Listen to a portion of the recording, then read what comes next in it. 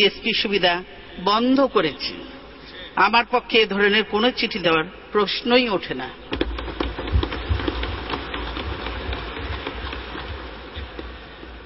এটা আমার চিঠি নয়। আমরা দেখাতে পারি, প্রমাণ দেখাতে পারি। আমি দেখাতে পারি প্রমাণ।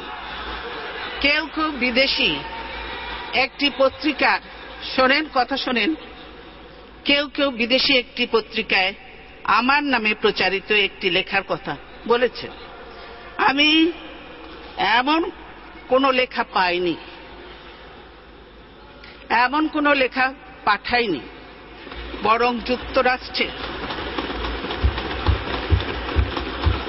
যুক্তরাষ্ট্রের নেতৃবৃন্দের সঙ্গে আমার যতবার দেখা হয়েছে ততবারই আমি জিএসপি সুবিধা বহাল রাখা এবং বাংলাদেশের তৈরি পোশাককে এই সুবিধার আওতায় আনার সুপারিশ করেছি।